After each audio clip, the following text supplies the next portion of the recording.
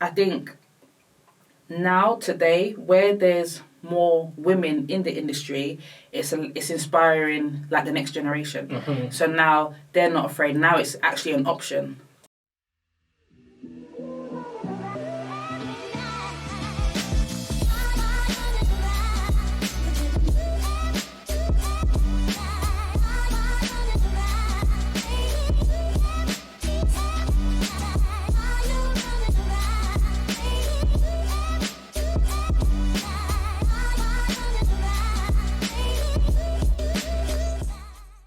Hi everyone, my name is Rehnell. Welcome to Discussion With. This show is aimed for advice, support and empowerment. On today's show we have an amazing guest. Her clients include Barclays, O2, Puma, Turtle Bay, Missguided, and that's just a few names to mention that she's worked with. Beyond that, she set up her own studio which hosts DJ workshops and DJ lessons as well. So please welcome to the show, Keshia G. Hi. Hey. How you doing? Hi Keshia, thanks for coming on the show. No problem at all. I'm happy to be here. I really appreciate it, and that's one of the reasons why I wanted to get you on the show, is because, you know, I think it'll be really, really good to find out more about the workshops and the DJ lessons, because you've recently started a studio, is that right? Yeah, that's right. So as well as being a DJ, a multi-genre DJ, I also have my own DJ school, which is called Keshia G Studio. So that's been going on for about just over 2 years officially, but now I've just moved to my own space where I can do like more workshops and more one-to-one lessons, and just do more creativity for people that want to learn how to DJ. That's really good. Yeah, that is really good. So what made you get into DJing? Oh wow, I think it's kind of cliche, but just my love for music, simply just that. I think it started when I was like a teenager, and one of my closest friends, she used to have like barbecues for her birthday and stuff, and like every time she had a barbecue, I had like a set of decks, but I couldn't mix. Right, I didn't know about beat matching and making sure the tempo was all good. It was just a case of like, Keshia's got music, so bring your stuff. I used to come with my CD and just do what I got to do and just play music. So it started like years ago, years and years. And I think later on in life, I just decided, you know what, I'm actually going to go for it and actually make it a full-time like career and what I do. And so far it's just progressed and developed to today. That's really good. Yeah. No, that's really good. Thank you. I was going to ask someone that's aspiring to be a DJ from a young age, so maybe a school leaver, for example, or someone that's in college, or maybe even like like in their early 20s. So what would you advise them if they was just beginning? What would you say is the best way to start learning?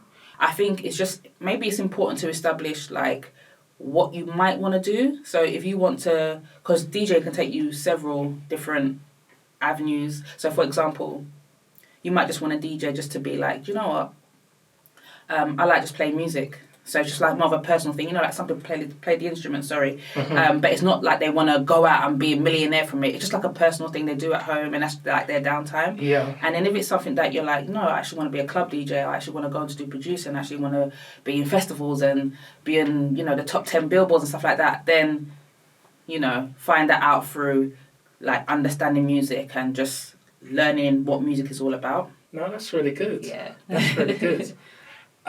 There's actually this question I think it will be really good for any women out there who want to get into DJing. Now, I've done a bit of research before our show, so I wanted to look into the industry. Right. And I've realised as well that before, I mean, it is starting to get better now, but it was quite male dominated. Oh, for sure. Yeah, and I thought to myself, okay, that can't be a good thing, because then you're losing talent out there, because there's some great women DJs out there. Oh yeah, for sure.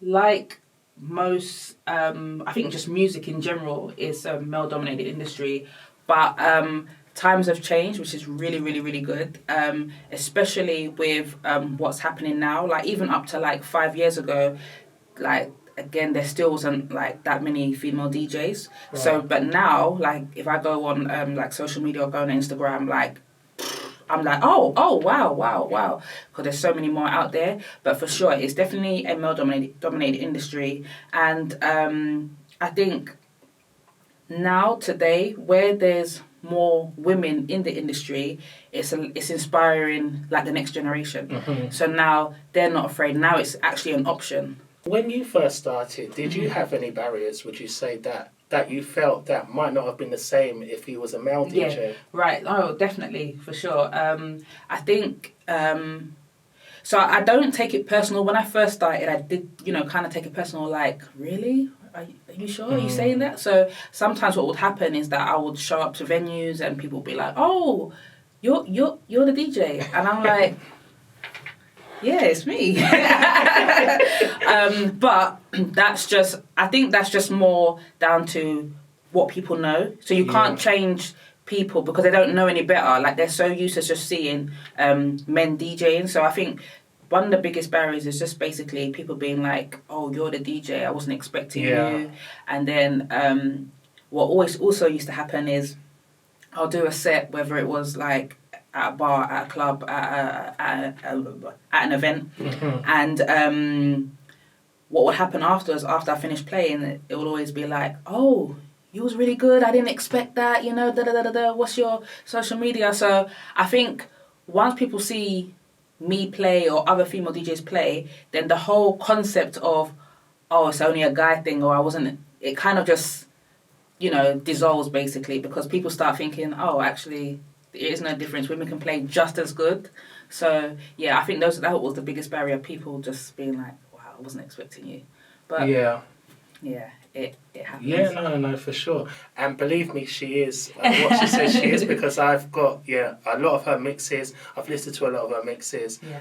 And, it's true. I mean, one example I would say as well, it's not about music, but it's a very good example, is sports. So with women football and men's football. Now, men's football has always been big from way back, from when it began. Right.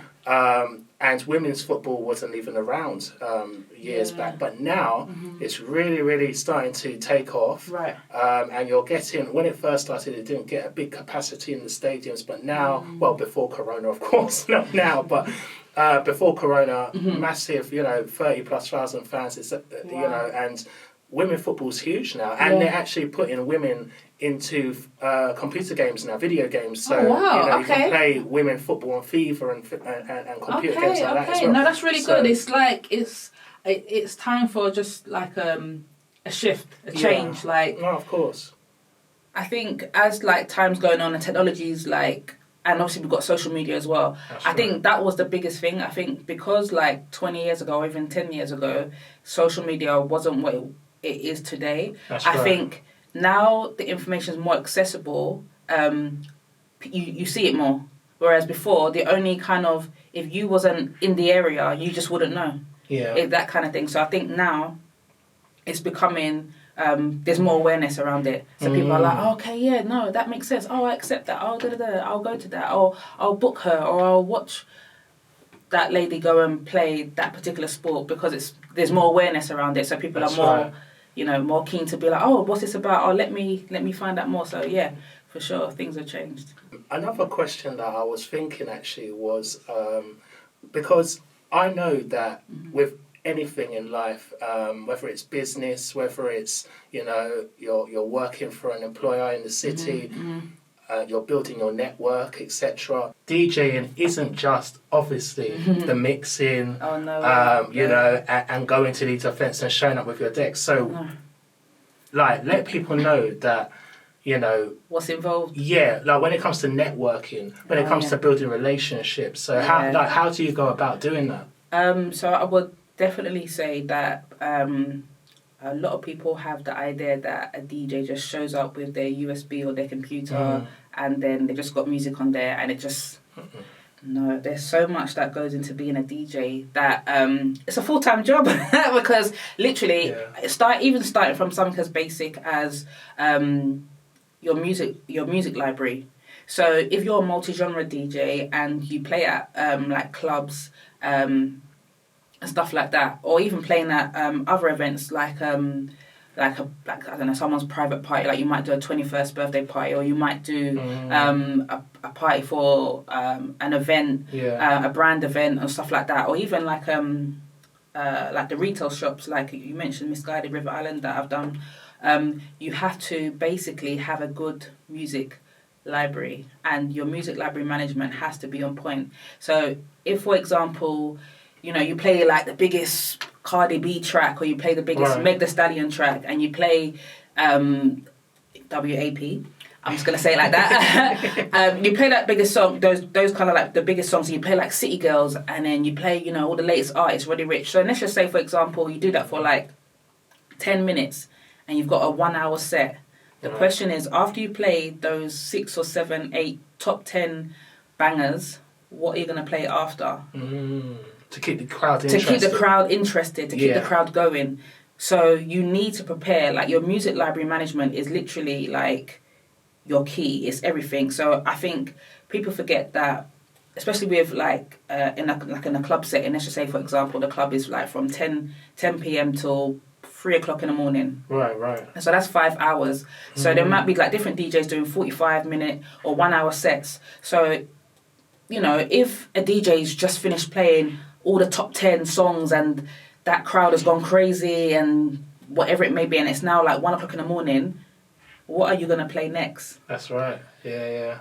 Like, what are you going to play next? So it's kind of like people forget, oh yeah, so once... I mean, don't get me wrong, the answer to that is playing another genre or playing songs that might be 1 or 2 years old. So people always forget. People really always want to, well, especially DJs, they really want to always play like the top 10. Right. Forgetting that certain songs were bangers a year ago, 2 years ago, 3 years ago, and like you can also go into different genres and go into like different vibes and stuff like that. But I think the key thing is when being a DJ, there's so much that goes into it. So your music library management is one. Then you've got to think about promoting yourself. Yeah. So doing mixes and stuff like that, because depending on where you're going, you got to have mixes that fit that crowd, fit that audience. So making sure you got mixes on your SoundCloud, promoting yourself and stuff like, or your Mixcloud, promoting yourself on social media.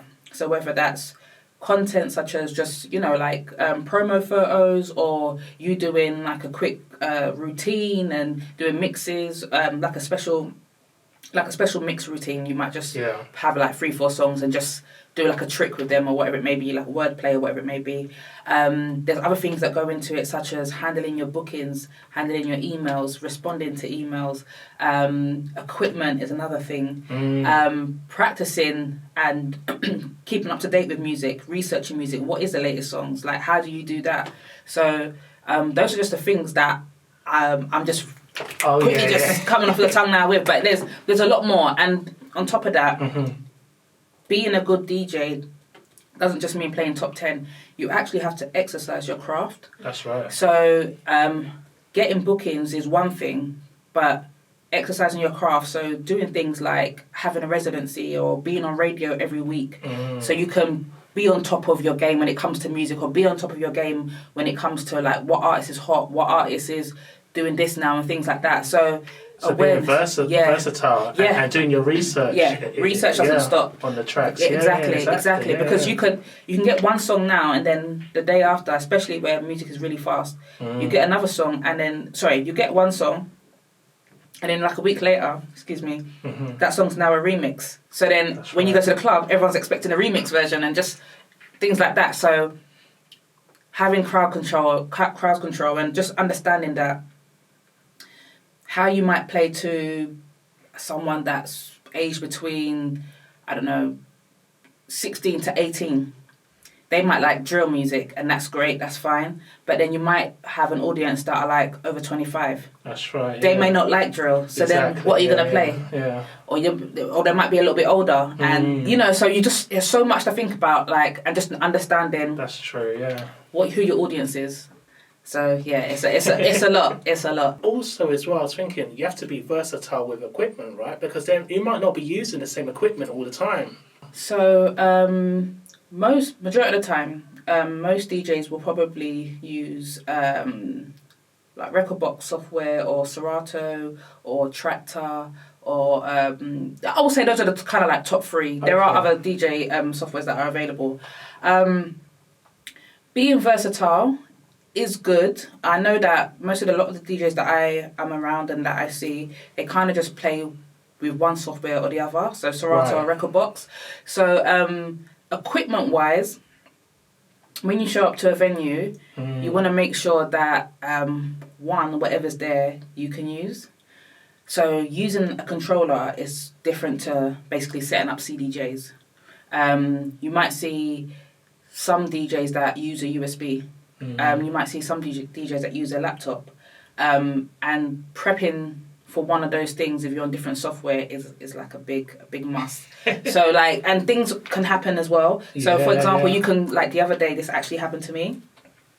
So I went to a studio. My friend was doing a live stream, and he said to me, "Don't worry, there's CDJs." So I've just gone like, "Oh, CDJs, cool, no problem." So those are like the kind of like universal industry standard club equipment. Right. So I've gone there, and it's the upgraded version of the CDJs. So unfortunately, those were the CDJs 3000. Beautiful piece of equipment, but my software is not currently enabled with that equipment. So I was just like, oh no! I thought it was going to be the previous version, which is the 2000s. Right. So I was just like, okay, what am I going to do? So luckily enough, it was a bit of a... We was going back and forth a little bit. We was like sweating a little bit. Luckily enough, I was able just to basically take my USB and basically drag some songs onto the USB and put it into the deck. So I normally DJ using a laptop. So yes, you don't have to be versatile, but if you are, it's gonna save you. Basically, it's gonna save you. And I think to start off with, it's just more about learning how to play music. Equipment, it is important, but as long as you ask beforehand what's at the venue, then you should be okay. You should be okay. No, that's majority of the time. Yeah. It happens. These things happen all the time, like technical issues, and that's another big thing as well. Being a DJ, a lot of people think that once you're a DJ, that you just know everything that's technical. Right. And it doesn't work like that. Being a DJ is just one thing, but there's so many branches, such as being someone that talks on the mic, so being a host. Then you've got someone that specialises in like the sound, so making sure like the speakers are all leveled and correct and the audio sounds good, and that. And then you've got lighting, and then you've got like so many different like aspects. So people just think, oh, you're a DJ, so why is this not working? Why is not that working? And it's again, it's another thing. It's not like DJing can get really broad, basically. That's what I'm saying. So what I learned from this just now is that you have to be very good, quick thinking with the play. You have to improvise. Oh, 100%. 100%. You have to improvise. And work with other people. 100%. So other people within the venue, etc. You need to, like with the lighting and things like that, you've got to be able to be diverse and know about other things that are linked to DJing as well, like in clubs with the lighting, 100%. Because anything can happen, and I think thinking on your feet is definitely a skill that is very important to have. It does come with, like most things, with time and experience, but a lot of things go on. So you might just see a DJ on stage, but there's so many things that could go wrong, like your USB could stop working, or something can just basically freeze, or a cable may not just be might be faulty just there and then, and you're like, of all times, or your laptop anything can happen, but majority of the time it is all good. It is all good, but you definitely have to be versatile. Things happen, and if I've paid, let's say I was a guest of going to that club or whatever it may be, if I've paid £15-20 to get in, I don't really want to hear. You want a good time. Yeah, I just want a good time. Where's the music? And I get it from that perspective as well. But that's true. From being a DJ, you definitely need to be prepared, especially when if you're planning to go down the club route, because a lot of the time anything can happen. There's different genres being played. There's different music. There's different there's different things happening, swapping over from one DJ to another, like all those kind of things. But yeah. I think with music as well, a lot of people love music. There's not many people that don't like music. Yeah. And people don't realise it can be a profitable career. Oh, 100%. Yeah, but it's just people feel like, oh, well, you know, this person's doing it, that, but I can't do this. Or But I feel like, speaking to you, you can, if you market yourself right, if you've got the right attitude, if you become approachable as well, Absolutely. you can seriously open up doors, and there's room for everyone to, absolutely. to make money out of it as well, isn't it? For sure. I think, especially like, I was having a conversation with my friend the other day actually. How it works now is, as long, like social media is the new TV. People don't actually, have a Sky subscription or whatever it may be. It's literally everything's on your phone, IGTV, whatever it may be. So as long as you can put out content and be consistent, you will definitely grow yourself, grow your audience. Like, it's not a problem at all. I wanted to say one last thing as well about DJing. From your previous question, I think another big thing about DJing as well is networking. Yeah, you have to network. Not because I know that some people find networking boring or they might be a bit like shy or whatever it may be, but I think once you start networking and hanging around people that are like you or like-minded, that also are want to become a DJ or already established DJs, you basically, it's like you get like a different perspective of things, and you kind of just, you get introduced to so much things, like even something as simple as a DJ can't make an event, but they've seen you play, so they'll call you, or they know someone that's putting an event like next month. They want more DJs. Again, you'll just get promoted. Yeah, you just get arcs and things like that. And also, most importantly, it's definitely about having awareness. I think a lot of people, they might try and shut themselves out from being like, I don't want to mix with too many DJs, or I don't want to be overlooked. But actually, if you move in the circle, you will actually be able to just have awareness. So you think, for example, even like different, and appreciate different styles of how different people play. So, and just having awareness, even, it happens all the time. You go to a club, you'll see, let's just say, I might not play a particular genre as often, and then I'll see another DJ play it, and you just have awareness about, oh, okay, that's what's hot right now. Oh, that's what's current, or the crowd are now responding more to this song anymore. Oh, okay, you can start appreciating different DJ sets and understanding how to play at different set times and different venues and stuff like that. That's a very another important thing as well.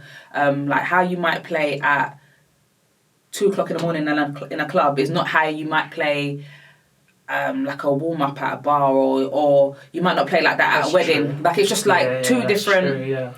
So appreciating other DJs and just networking and just understanding like how they execute their craft, definitely.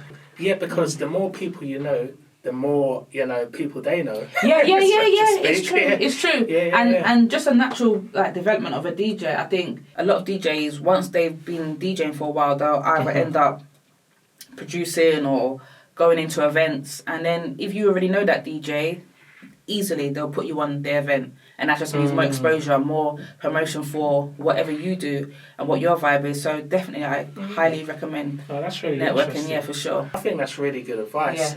So any people out there that are looking to DJ, make sure you do get in touch with Keshia G. I'll make sure that at the end of this show that everything is detailed in the description box below. So if you're watching on YouTube, everything will be down below, and also as well I'll make sure that I'll put it across social media like Instagram, Twitter, etc. But I want to get into now, this is the juicy part, so I want to learn more about your workshops and your DJ lessons. Okay, sure. So I have a DJ school called Keshia G Studio. So originally, before I opened up Keshia G Studio, I started at a DJ school called, it's a DJ and music production school called On The Rise Academy. So that's owned by Terry.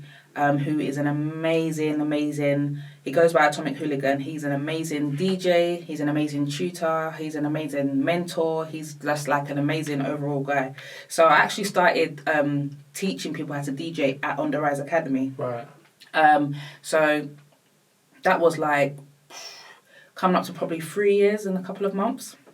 I started there, and whilst I was there, I was saying to Terry, I think like there's not a lot of female DJs that basically that DJ, and you don't really see a lot of women coming in to learn as much. So I was like, I want to see more women in the industry, and I want to see a lot more women that play the music that I play.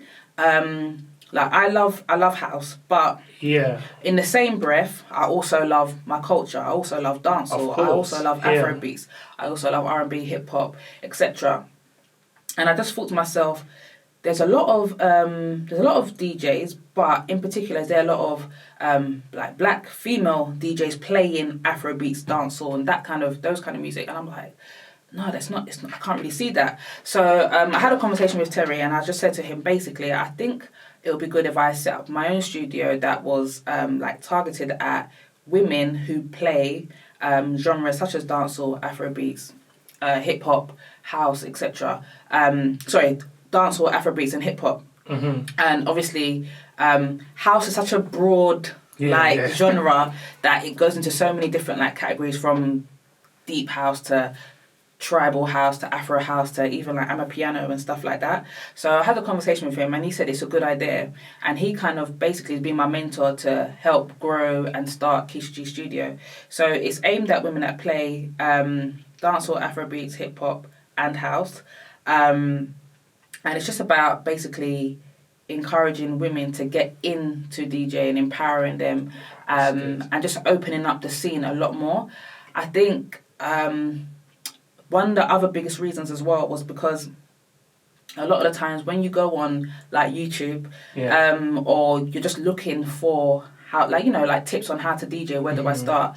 A lot of it was just house music, how to DJ playing house, and there's a whole wild world that doesn't play house and also need to learn how to DJ or play in that setting. So for example, how you might play dancehall is not how you play house.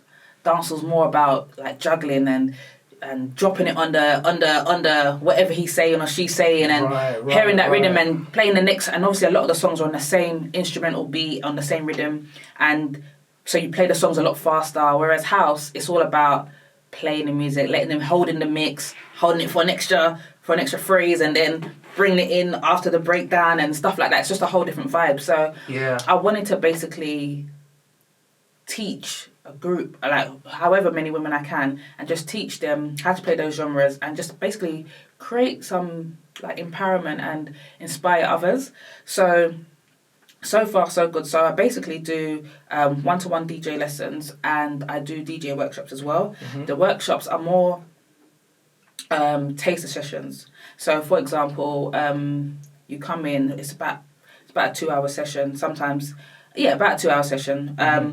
And how it works, it'll be like maybe around 4 to 5 people in the workshop, and I'll just basically teach the very basics of like DJing. So how to count music, how to like use like hot cues, and I'll go over like very basic things like how to manage your music library, where to get music from, and stuff like that. So it's very like an introduction on what DJing is all about. And obviously they have any questions, then we talk about questions, and then I get the students to basically one by one like practice. So we'll put on like 2 of the most popular songs, like I don't know, Wizkid, Essence, and a Burna Boy track, whatever it may be. So and then we'll just mix those 2 and just play around, going back and forth, and you know, making sure you know levels are right. You can count the music, you can hear it in your headphones and stuff like that. And then I also do one-to-one DJ lessons. My school is very much aimed at beginners. So at the moment, it's very much aimed at people who haven't done any DJing before, or might have done a little bit of DJing, but are not too sure where to go from being a bedroom DJ to now, okay, how do I become a club DJ? How do I now get bookings? So that's good. Yeah, with the one-to-one DJ lessons, you pretty much learn everything from how to set up your equipment, how to organize your music library, how to use Serato software or Rekordbox software, how to set up and use CDJs as well. We learn hot cues, loops, beat effects, EQs, troubleshooting, like where do you get your music from, whether you're going to be using streaming services or if you wanted to manage your music library using an external hard drive or using iTunes or whatever it may be. So we literally go through everything you need to be like, cool, I'm confident, I know how to mix, I know how to beat match, I'm confident in how to prepare a DJ set, what my library should look like, and pretty much there's not to go too much into the packages at the moment, but it's all on my website. But basically, you can either go for a 3-hour lesson or if you go for a 6-hour lesson, which is over 2 days, it will go into more details, and we also talk about the business side of DJing, so how to promote yourself, how to put mixes on SoundCloud or Mixcloud, how to promote yourself, especially when it comes to like social media and putting out content. That's right. So. Yeah, that's what the DJ school is about overall, but it's mainly to just inspire women into DJing. I think that is brilliant. I love that because, for me as well, the reason why I started the Youth Hub, I didn't have any funding whatsoever. Right. I went for it because I grew up, I saw the disadvantages of people around me. Even including myself, and I thought, do you know what? I want to give back, and also it's for me as well, and I'm sure with you as well.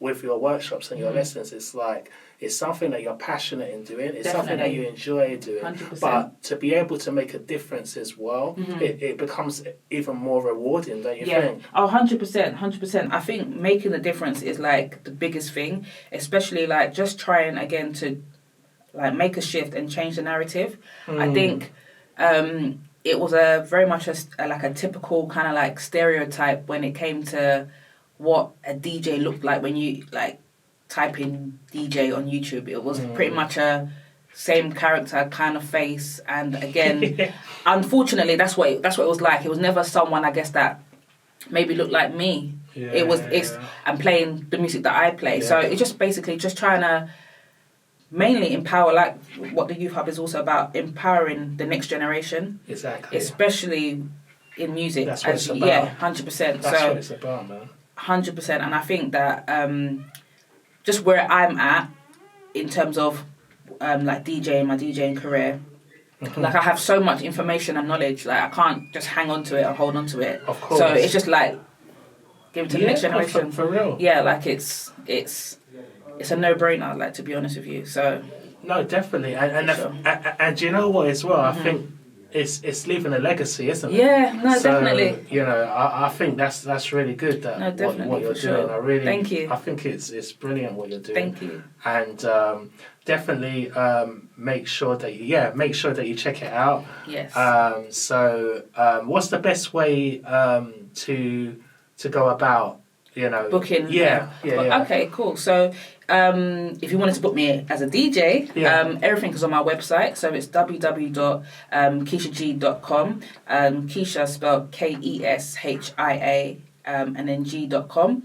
So on my website, as soon as you go on there, you'll get the option to find out more about Keshia G or Keshia G Studio. So Keshia G Studio is where all the information about the DJ lessons and the DJ workshops, all that information is on that side. So if you want to find out more about DJing in terms of learning how to DJ, www.keshiag.com/Keshia G Studio.